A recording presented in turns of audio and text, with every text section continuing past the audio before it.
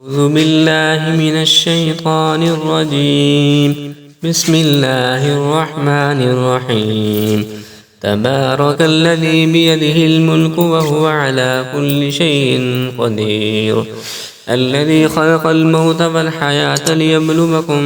والحياة ليبلوكم أيكم أحسن عملا، وهو العزيز الغفور، الذي خلق 7 سماوات طباقا، ما ترى في خلق الرحمن من تفاوت، فارجع البصر هل ترى من فطور، ثم ارجع البصر كرتين ينقلب إليك البصر خاسئا وهو حسير. فلقد زينا السماء الدنيا بمصابيح وجعلناها رجوما للشياطين وأعتدنا لهم عذاب السعير.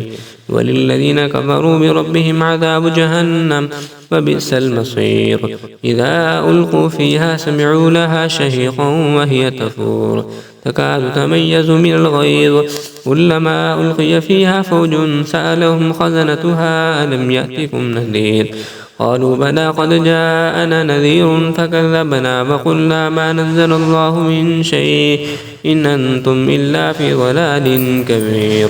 فقالوا لو كنا نسمع أو نعقل ما كنا في أصحاب السعير، فاعترفوا بذنبهم فسحقا لأصحاب السعير.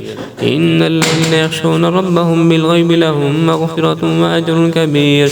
وأسروا قولكم أو اجهروا به إنه عليم بذات الصدور. ألا يعلم من خلق وهو اللطيف الخبير.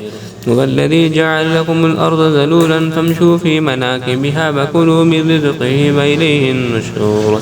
أأمنتم من في السماء أن يخسف بكم الأرض فإذا هي تمور، أم أمنتم من في السماء أن يرسل عليكم حاصبا، فستعلمون كيف نذير. ولقد كذب الذين من قبلهم فكيف كان نكير.